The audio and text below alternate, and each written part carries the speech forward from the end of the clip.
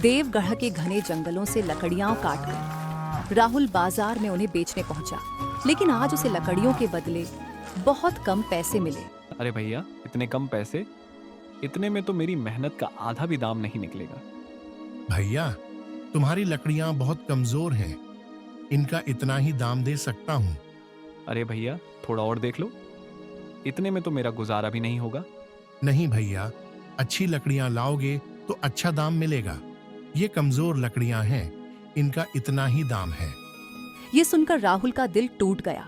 वह पैसे लेकर किराने की दुकान पर गया और जरूरी सामान खरीदकर घर लौट आया। राहुल की पत्नी मीरा ने उसे देखते ही पूछा, क्या सामान ले आए हो? हाँ, ले आया हूँ। राहुल ने मीरा को थैला पकड़ा दिया। मीरा ने थैला खोलकर देखा तो उसके चेहरे पर निराशा छा गई। इतना कम सामान? ये तो बस 1-2 दिन का राशन है। इस तरह तो हमारा गुजारा नहीं हो पाएगा। तुम्हें पता है हम कितनी मुश्किल से जी रहे हैं। मुझे पता है, पर जितने पैसे थे सबका सामान ले आया हूँ। हाँ, मुझे पता है, पर क्या करूँ? इतनी मेहनत करता हूँ, फिर भी मेहनत का फल नहीं मिलता। तुम परेशान मत हो, शायद कोई और काम देख लो। मैंने कई बार कोशिश की, पर किसी ने काम नहीं दिया। मीरा की आंखों में आंसू आ गए। राहुल ने देखा तो उसने फैसला किया, ठीक है, मैं कल फिर जंगल जाऊंगा। अरे अब मत जाओ, कल सुबह चले जाना। वैसे भी शाम होने वाली है। ठीक है, तुम ऐसा कह रही हो तो कल चला जाऊंगा। इसके बाद राहुल गांव में टहलने निकल गया। तभी उसे एक आदमी मिला। कहाँ जा रहे हो भैया? सब ठीक तो है? क्या बताऊं भैया, तुम्हें पता ही है लकड़ियां काटकर गुजारा करना कितना मुश्किल है। हाँ भैया, सही कह रहे हो। अब आसपास के जंगलों में अच्छी लकड़ियां भी नहीं बची हैं। हाँ, अब तो जंगल के अंदर जाना पड़ेगा। पर भैया, जंगल के अंदर खतरनाक जानवर हैं। वहां जाना जोखिम भरा है। अब और कोई चारा भी तो नहीं है। जंगल के किनारे की सारी लकड़ियां कट चुकी हैं। राहुल का दिल भारी हो गया। वह जानता था कि उस आदमी ने सही कहा था। जंगल के अंदर जाना खतरनाक था, पर अब उसके पास कोई और विकल्प नहीं बचा था।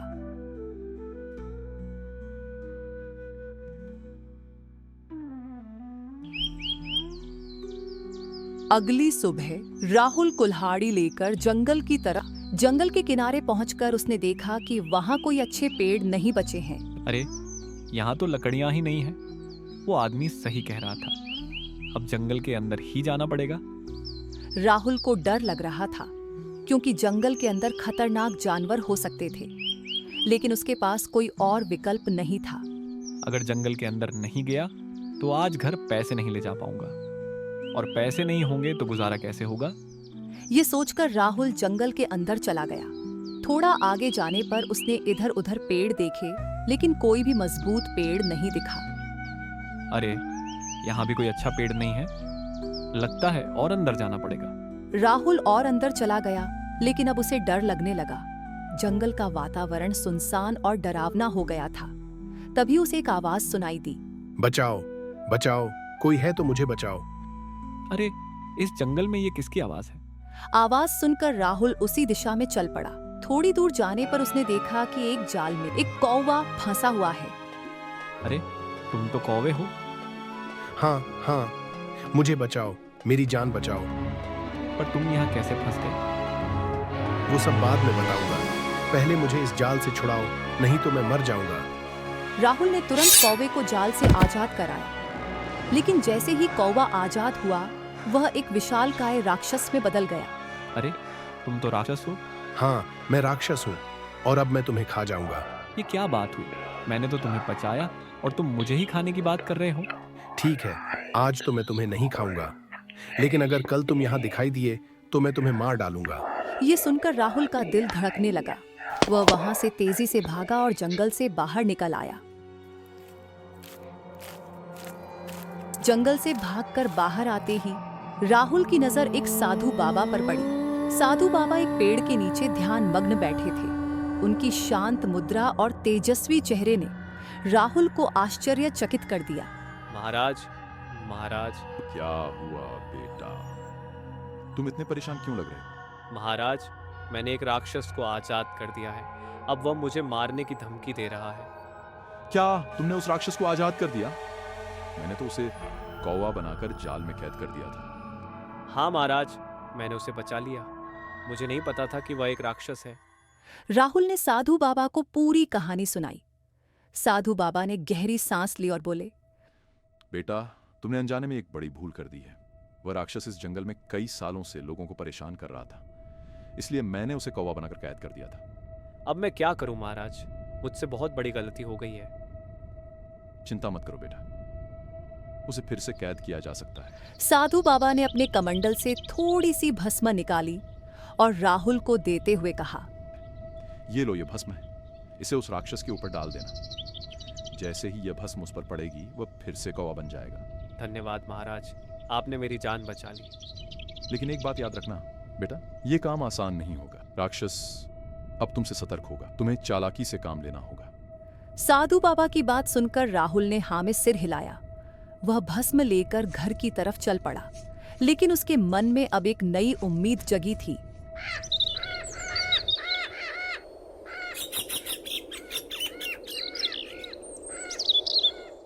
अगले दिन राहुल फिर से जंगल गया। राक्षस ने उसे देखते ही गुस्से से चिल्लाया, अरे, मैंने तुम्हें मना किया था कि यहाँ मत आना। तुम फिर यहाँ क्यों आ गए हो? हाँ, आपने मना किया था, लेकिन क्या करूं? मुझे कुछ लकड़ियां काटनी हैं। लकड़ियाँ काटनी है? यहाँ तो बड़े बड़े पेड़ हैं, तुम इन्हें कैसे काटोगे? हाँ, ये पेड़ बहुत बड़े हैं। शायद आप मेरी कुल्हाड़ी पकड़ लो और इन्हें काट दो। क्या? मैं क्यों तुम्हारी कुल्हाड़ी पकड़ूं? अरे, कल मैंने आपको बचाया था। क्या आप मेरी एक छोटी सी मदद नहीं करेंगे? तुम्हारी हिम्मत कैसे हुई मुझसे ये बोलने की? राहुल ने कुल्हाड़ी राक्षस की तरफ बढ़ा दी। राक्षस ने उसे पकड़ लिया और आश्चर्यचकित होकर बोला, अरे, ये कुल्हाड़ी तो बहुत हल्की है।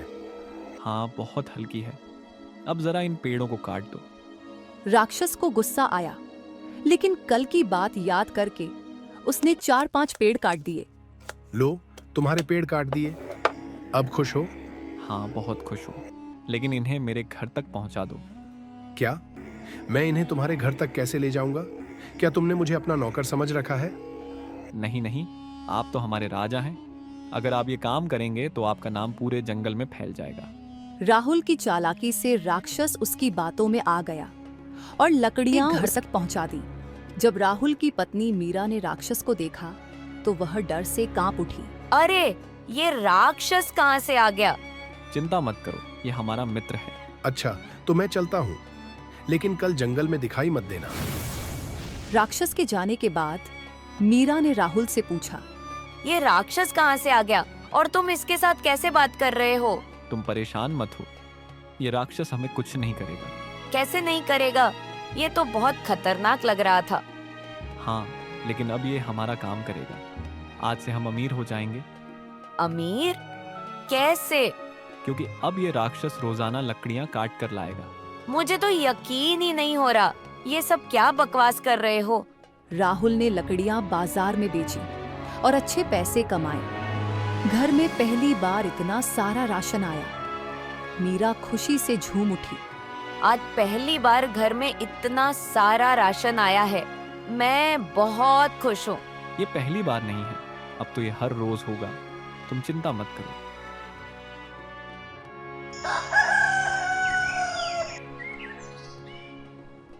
अगली सुबह राहुल फिर से जंगल गया।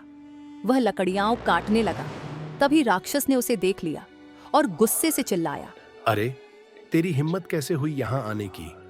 मैंने तुम्हें मना किया था ना, फिर भी तुम यहाँ आ गए। अरे, मैं तो आपको धन्यवाद कहने आया था। धन्यवाद? मैं कुछ समझा नहीं। मेरी पत्नी ने आपके लिए भोजन भेजा है, आप इसे ग्रहण कर लीजिए। नहीं नहीं, मैं सिर्फ मांस खाता हूँ। ये खाना मेरे लिए नहीं है। हाँ, मैंने उसे यही बताया था कि आप मांस खाते हैं, लेकिन उसने कहा कि अगर आप ये खाना खाओगे तो आपको ताकत मिलेगी। अच्छा, ऐसी बात है? ठीक है, लाओ, मैं खा लेता हूँ। राक्षस ने खाना खा लिया, जिसमें साधु बाबा द्वारा दी गई भस्म मिली हुई थी। चलो, अब जल्दी जल्दी लकड़ियां काटो और मेरे घर तक ले चलो। राक्षस ने बिना किसी हिचकिचाहट के लकड़ियां काटी और उन्हें राहुल के घर तक पहुंचा दिया। जब राक्षस ने लकड़ियां रखी तो राहुल ने उसे आदेश दिया, अब तुम यहाँ से जाओ। जब मुझे तुम्हारी जरूरत होगी तो मैं तुम्हें बुलाऊंगा। राक्षस चला गया, लेकिन यह देखकर गांव वाले हैरान थे कि राक्षस राहुल की हर बात मान रहा है। अरे भाई, ये क्या मजाक है? तुम्हारे साथ ये राक्षस, और वो भी तुम्हारी हर बात मान रहा है। आखिर ये तुमने कैसे किया? ये तो मेरा कमाल है, लेकिन सावधान रहना, राक्षस बहुत खतरनाक होते हैं। हाँ हाँ, मुझे पता है, लेकिन ये तुम्हारा कुछ नहीं बिगाड़ सकता। हाँ, मुझे इसकी कमजोरी पता है। अच्छा, तो इसलिए ये तुम्हारे हर काम कर देता है? हाँ, वरना तो ये मुझे कच्चा चबा जाए। आज मैंने आपके मनपसंद सब्जी बनाई है। आप तो हमारे सुख के दिन ले आए हो जी। हाँ, ये तो तुम ठीक कह रही हो, लेकिन लग रहा है ये राक्षस ज्यादा दिन तक हमारा काम नहीं करेगा। क्यों? आप ऐसा क्यों कह रहे हैं जी? क्योंकि मैं राक्षस को जिस भस्म से वश में करता हूँ वो खत्म होने वाली है, और जिस दिन वो भस्म खत्म होगी उस दिन ये राक्षस हमें मार डालेगा।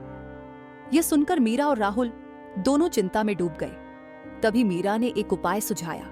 मैं आपको एक उपाय बताती हूँ। अगर आप ऐसा करेंगे तो ये राक्षस खत्म हो जाएगा और हमें फिर इसका डर भी नहीं रहेगा। क्या उपाय है, जल्दी बताओ।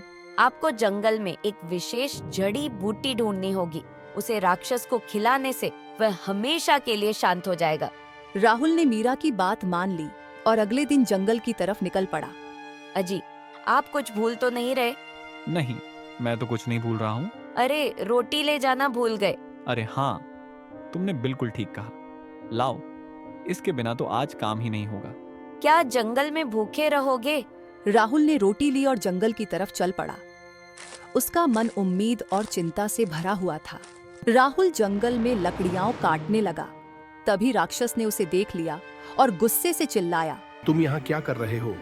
ये जंगल मेरा है। मैंने तुम्हें मना किया था ना। तुमने मुझे बचाया था। इसका मतलब ये नहीं कि मैं तुम्हें हर बार छोड़ दूंगा। मुझे पता है, लेकिन मैं तो बस लकड़ियां काटने आया हूँ। नहीं, यहाँ से तुम लकड़ियां नहीं ले जा सकते। अब मैं तुम्हें छोड़ने वाला नहीं हूँ। राक्षस गुस्से में राहुल की तरफ बढ़ने लगा। राहुल ने तुरंत अपनी चाल चली और राक्षस को रोटी दी। लो, पहले थोड़ा खाना खा लो, इससे तुम्हें ताकत मिलेगी। नहीं, मुझे नहीं खाना। पता नहीं इसे खाने के बाद मुझे क्या हो जाता है। अरे, कुछ नहीं होता, तुम पहले ये खाना खा लो, तुम्हारे अंदर बहुत ताकत आ जाएगी। राक्षस ने रोटी खा ली और फिर से राहुल के वश में हो गया। राहुल ने उससे बड़े बड़े पेड़ कटवाए और उन्हें घर तक ले जाने का आदेश दिया। चलो, अब इन्हें मेरे घर तक ले चलो। राक्षस लकड़ियां लेकर राहुल के घर की तरफ चल पड़ा, लेकिन जैसे ही वह घर के पास पहुंचा, भस्म का प्रभाव खत्म हो गया। राक्षस को होश आते ही वह गुस्से से भर गया। ये मैं क्या कर रहा हूँ? वो भी तुम्हारे घर के पास। तुमने मेरे साथ क्या किया? जल्दी बताओ, वरना मैं तुम्हें छोड़ने वाला नहीं हूँ। कुछ नहीं किया मैंने, लेकिन अब मैं करूंगा। तुम क्या बकवास कर रहे हो? मैं तुम्हें छोड़ने वाला नहीं हूँ। राक्षस राहुल को मारने के लिए आगे बढ़ा। तभी राहुल ने तुरंत अपनी जेब से भस्म निकाली और राक्षस के ऊपर डाल दी। राक्षस फिर से कौवे में बदल गया। अब तुम इसी तरह कौवे के रूप में भटकते रहो, यही तुम्हारा दंड है। नहीं, मुझे आजाद करो, वरना मैं तुम्हें छोड़ने वाला नहीं हूँ। नहीं, अब तुम मेरा कुछ नहीं बिगाड़ सकते। जाओ, इसी तरह घूमते रहो, तब तुम्हें पता चलेगा कि दूसरों को दर्द देने में कैसी पीड़ा महसूस होती है। कौवा डरकर उड़ गया। राहुल ने गहरी सांस ली और मुस्कुराया। उसकी पत्नी मीरा ने उसे देखा तो वह खुशी से झूम उठी। आपने ये कैसे किया? ये सब तुम्हारे उपाय की वजह से हुआ। अब हमें इस राक्षस से कोई डर नहीं है। Like and subscribe. राहुल भूल गया था कि इस दुनिया में लड़के की औकात तब तक होती है जब तक उसके पास पैसा होता है।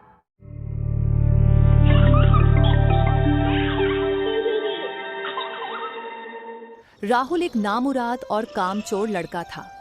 उसके माता पिता उसके आलस से बेहद परेशान थे। सुबह के 11 बज रहे हैं और तू अभी तक सो रहा है। उठ जा और अपने पिता के साथ काम पर चल।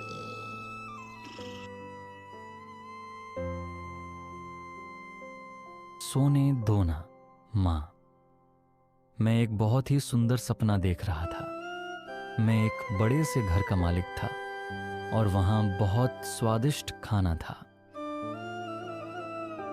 राहुल, तू कब सुधरेगा? तुझे पता है ना, तेरे पिता की तबीयत ठीक नहीं है, फिर भी वो बीमारी में मजदूरी करने जा रहे हैं। तू उनके साथ जा और उनकी मदद कर। अरे माँ, पिताजी है ना, वो कर लेंगे काम। मैं तो बस अच्छे से खाना खाऊंगा, जी भर के सोऊंगा और दोस्तों के साथ मस्ती करूंगा। ठीक है, अब भी कुछ खाने को ला दो, बहुत भूख लगी है, फिर सो जाऊंगा। हे भगवान, मैं इस आलसी बेटे का क्या करूं? ना तो इसे मेरी परेशानी दिखती है, ना पिता की बीमारी और ना ही घर के बिगड़ते हालात। ये कब सुधरेगा?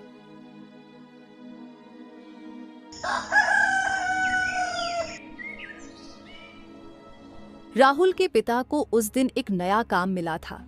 वे एक भारी बोरा एक दूर के गांव तक पहुंचाने वाले थे, पर उनकी कमजोर तबीयत और कंधे उस बोरे को उठाने के लिए तैयार नहीं थे।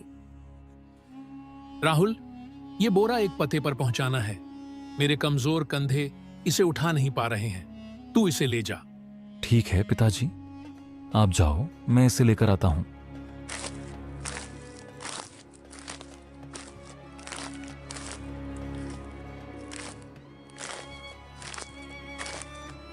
दो घंटे बीत जाने के बाद भी जब राहुल घर से नहीं निकलता तो उसकी माँ गीता चिंतित हो उठती है।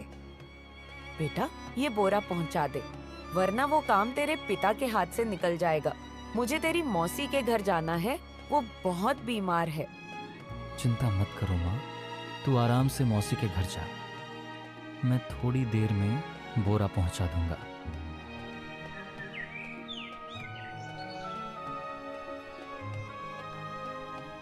राहुल ने कई बार उठने का सोचा, पर उसके अंदर भरा आलस उसे उठने नहीं देता।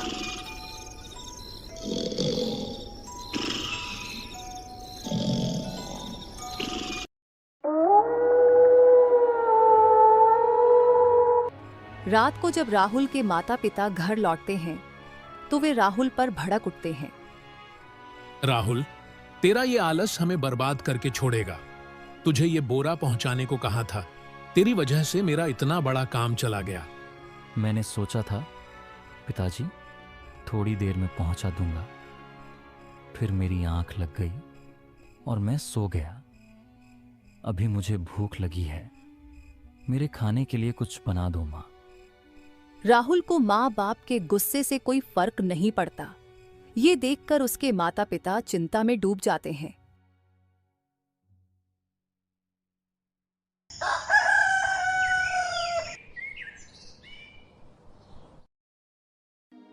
सुनिए मोहन जी, राहुल इतना बड़ा हो गया है पर अभी तक कोई कामकाज नहीं करता, यहाँ तक कि घर के काम में भी हाथ नहीं बटाता।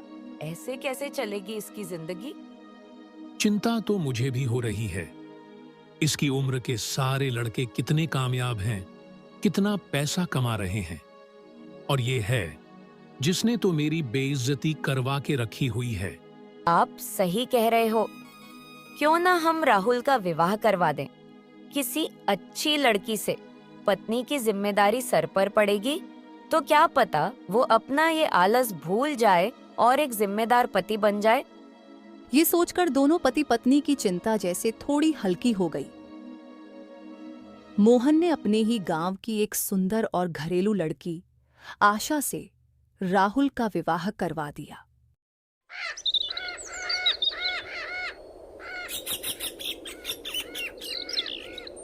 राहुल की शादी के बाद उसके पिता मोहन ने उसे समझाया कि अब उसकी जिम्मेदारियां बढ़ गई हैं। राहुल, अब तेरी पत्नी घर आ गई है, अब आलस से जिंदगी नहीं बसर होगी। इसीलिए कल से तू मेरे साथ काम पर चलना, ठीक है? ठीक है पिताजी, आप मुझे सवेरे उठा देना। अगली सुबह राहुल की पत्नी आशा उसे उठाने की कोशिश करती है। सुनिए, उठ जाइए, पिताजी ने आपको उठाने को कहा था, काम पर जाना है। अरे भगवान, सोने दो, जब तक मेरी नींद पूरी नहीं होती मैं किसी की नहीं सुनता। जाओ यहाँ से। पर अब बहुत देर हो चुकी है, पिताजी आपका इंतजार कर रहे हैं। उठ जाओ, काम करने का यही तो सही समय है। देख आशा, अगर तूने मेरी नींद खराब की तो मुझे गुस्सा आ जाएगा, और रही बात काम की तो पिताजी है ना, वो काम कर लेंगे। चल जाओ अभी यहाँ से। राहुल की ऐसी हरकतें देखकर आशा चिंतित हो उठती है। वह सारी बात अपने ससुर मोहन को बता देती है। तू चिंता मत कर बहू, राहुल मन का बुरा नहीं है, बस आलस से भरा हुआ है। इसे बस खाना, घूमना और सोना पसंद है। काम तो इसने आज तक नहीं किया, इसलिए मैंने तेरे से इसकी शादी करवाई। तेरी जिम्मेदारी पड़ेगी तो शायद ये सुधर जाए। पिताजी, शादी होने के बाद भी वो वैसे ही सो रहे हैं। काम पर जाने से मना कर दिया है। एक दिन में या रातों रात कुछ नहीं होता बहू। तू उस पर जोर डाल, उसे समझा, कैसे भी करके उसका आलस निकाल। ठीक है पिताजी, मैं अपनी पूरी कोशिश करूंगी।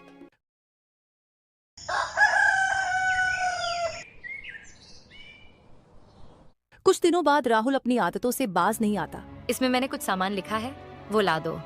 मेरे पास पैसे नहीं है, मैं अपना खर्चा भी मुश्किल से उठाती हूँ। अरे पिताजी को बोल दो, वो दे देंगे। मेरा खर्चा भी वही उठाते हैं, अब तेरा भी वही उठाएंगे। तू एक काम करना, तू आलू के पराठे बहुत मजेदार बनाती है, अरे वो बना दे यार, बड़ी भूख लगी है। ये सुनकर आशा का धैर्य जवाब दे जाता है। वह गुस्से से भड़क उठती है। अगर आपको अपनी पत्नी का खर्चा उठाना ही नहीं था तो मुझसे शादी क्यों की? आशा मन ही मन बड़बड़ाते हुए खाना बनाने चली जाती है। थकान तो ऐसे बोल रहे हैं जैसे पत्थर तोड़कर आए हों। हे भगवान, ये तो आलसी नंबर 1 है। ऐसे कैसे मेरी जिंदगी चलेगी? कैसे निकालूं इनका आलस? हे भगवान, ये कहाँ फंसा दिया तूने? राहुल के आलस ने उसके परिवार की सहन शक्ति की सीमा पार कर दी थी।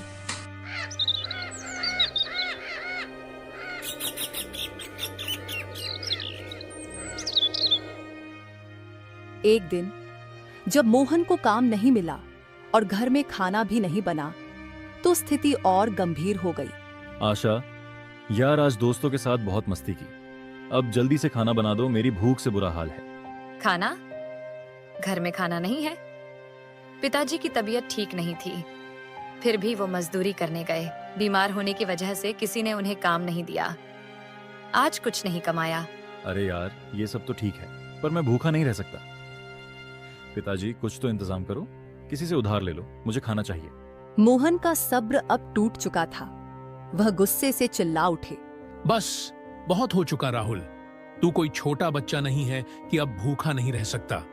मैं तुझे और तेरे आलस को और बर्दाश्त नहीं कर सकता। जा, निकल जा मेरे घर से, और हाँ, अपनी पत्नी को भी साथ लेकर जा। मेरे घर में तेरे लिए कोई जगह नहीं है। ये आप क्या कह रहे हैं पिताजी? मैं कहां जाऊंगा? मेरे पास तो पैसे भी नहीं हैं। ऐसा मत कीजिए, मैं अब काम करूंगा, आपके साथ चलूंगा। नहीं राहुल, अब बहुत देर हो चुकी है। तूने अपने आलस से हमारी जिंदगी तबाह कर दी। अब तू खुद अपनी जिम्मेदारी समझ।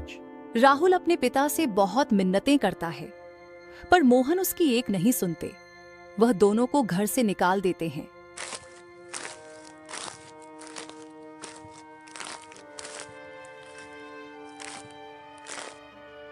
राहुल और आशा के जाने के बाद राहुल की माँ गीता मोहन से पूछती है, ये आपने क्या किया जी? अब दोनों कहाँ जाएंगे? राहुल को तो जानते हो ना आप। पता नहीं आशा बहू का क्या होगा। गीता, ये जरूरी था। आशा बहू की फिक्र है, इसलिए घर से निकाला है। अब ये काम करना सीख जाएगा। खाली पेट इंसान से क्या कुछ नहीं करवाता। तुम चिंता मत करो। आप सही कह रहे हो जी, भगवान दोनों बच्चों की रक्षा करे। राहुल और आशा खामोशी से चल रहे थे। अचानक आशा की तबीयत खराब हो जाती है। आशा, तुम्हें क्या हुआ? तुम्हारा चेहरा बहुत गर्म लग रहा है, कहीं बुखार तो नहीं? मैं ठीक हूँ राहुल, तुम अपनी फिक्र करो। मेरे लिए परेशान होने की जरूरत नहीं है। ऐसा मत कहो, तुम मेरी पत्नी हो। मैं तुम्हें इस हाल में नहीं छोड़ सकता। तुम्हें दवाई की जरूरत है और हमारे पास न तो पैसे हैं न ही कोई सहारा। राहुल, तुम्हारी ये चिंता अब बेमानी लगती है। जब तक मैं तुम्हारे साथ थी तुमने कभी मेरी परवाह नहीं की। अब जब मैं जा रही हूँ तो तुम्हें मेरी फिक्र हो रही है। आशा, मैं जानता हूँ कि मैंने तुम्हें निराश किया है, पर आज मैं सच कह रहा हूँ, तुम्हारे बिना मैं कुछ नहीं हूँ। राहुल, मैंने तुम्हें बार बार मौके दिए, तुम्हें सुधरने का, समझने का, पर तुमने हर बार मुझे निराश किया। तुम्हें अपने आलस से प्यार है, न कि मुझसे। आशा, मैं गलत था। मैं वादा करता हूँ इस बार सब कुछ बदल दूंगा। बस मुझे एक और मौका दे दो। नहीं राहुल, अब बहुत हो चुका। मैं अपने मायके वापस जा रही हूँ। तुम्हारे लिए यही बेहतर होगा। आशा की बात सुनकर राहुल की आंखों से आंसू बहने लगते हैं। वह उसे रोकने की कोशिश करता है, पर आशा उसकी एक नहीं सुनती। वह चली जाती है और राहुल वहीं खड़ा रह जाता है। आज मुझे पहली बार एहसास हुआ कि मेरे आलस ने न सिर्फ मेरी बल्कि मेरे अपनों की जिंदगी भी बर्बाद कर दी। अब और नहीं, मैं इस आलस को जड़ से खत्म कर दूंगा। राहुल उस रात पेड़ के नीचे बिताता है। राहुल भूल गया था कि इस दुनिया में लड़के की औकात तब तक होती है जब तक उसके पास पैसा होता है। जब जेब खाली हो जाए तो रिश्तेदार अजनबी बन जाते हैं, दोस्तों को मजबूरी याद आ जाती है और अपने ही पराये हो जाते हैं। उसने समझ लिया था, इस दुनिया में सिर्फ मेहनत का साथ ही सच्चा होता है, बाकी सब सिर्फ तब तक साथ होते हैं जब तक तुम देने लायक हो।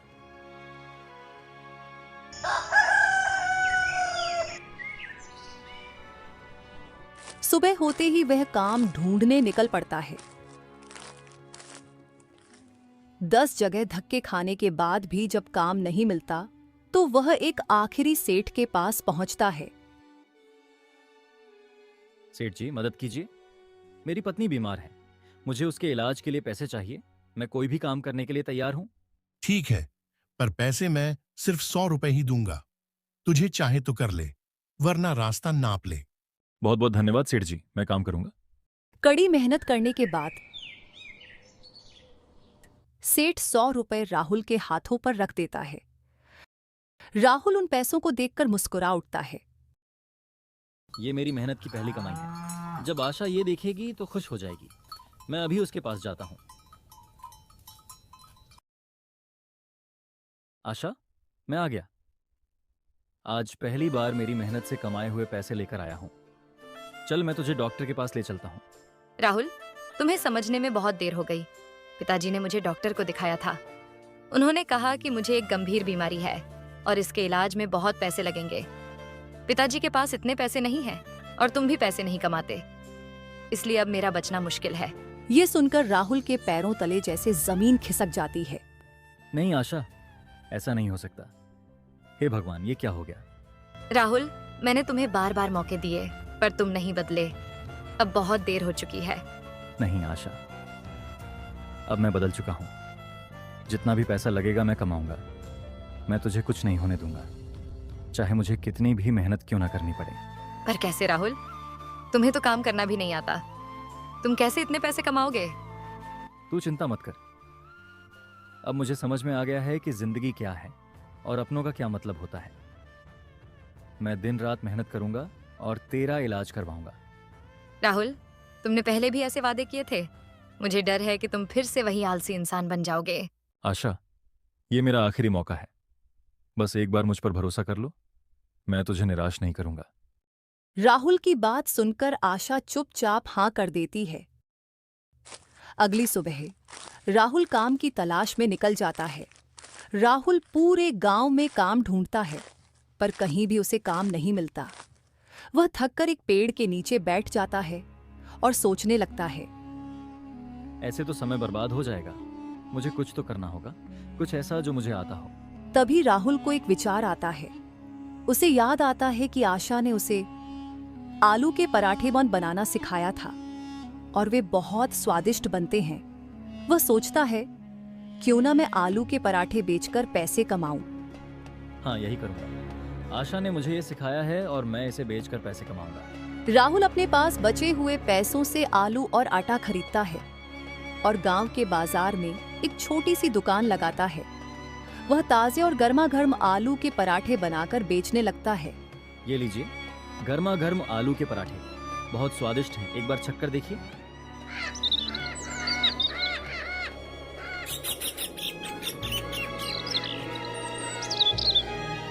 राहुल के पराठे इतने स्वादिष्ट होते हैं कि लोग उन्हें खाकर दंग रह जाते हैं। धीरे धीरे उसकी दुकान की चर्चा पूरे गांव में फैल जाती है।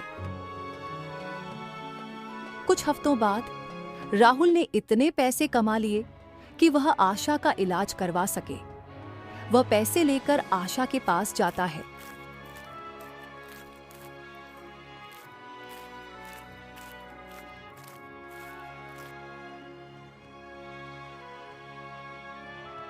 आशा, देख, मैंने पैसे कमा लिए हैं, अब तेरा इलाज हो जाएगा और तू ठीक हो जाएगी। राहुल, तुमने सच में कमाल कर दिया। मैं तुम पर गर्व करती हूँ। सब तेरे बिना संभव नहीं था आशा। तूने मुझे आलू के पराठे बनाना सिखाया और उसी ने मुझे सही रास्ते पर ला दिया। चलो अब मैं तुम्हारा इलाज कर दूंगा और सब ठीक हो जाएगा। पर मुझे तो मामूली बीमारी थी। ये क्या बोल रही हो? तो तुमने मुझसे झूठ क्यों कहा कि तुम्हें कोई बड़ी बीमारी है? वो इसलिए ताकि तुम मेहनत करो और अपना आलस छोड़ दो। राहुल को ये सुनकर बहुत खुशी हुई। आशा, ये सब तुम्हारे चलते ही हुआ है? फिर राहुल आशा को लेकर अपने घर चला जाता है। आशा सारी बातें अपने ससुराल वालों को बता देती है। वाह आशा बेटा, आखिरकार तुमने इस आलसी को सुधार ही दिया। हाँ पापा, अब बस आप आराम करो, अब घर की जिम्मेदारी मेरी है। इस तरह राहुल मेहनत करने लगा था और उसने अपना आलस पूरी तरह से छोड़ दिया था। ये तो सिर्फ एक कहानी थी, इसलिए राहुल की जिंदगी का अंत सुखद हो गया। पर असल जिंदगी कहानियों की तरह नहीं होती। यहाँ सिर्फ वही जीतता है जो गिरने के बाद खुद को उठाना जानता है, वरना समय किसी को दूसरा मौका नहीं देता।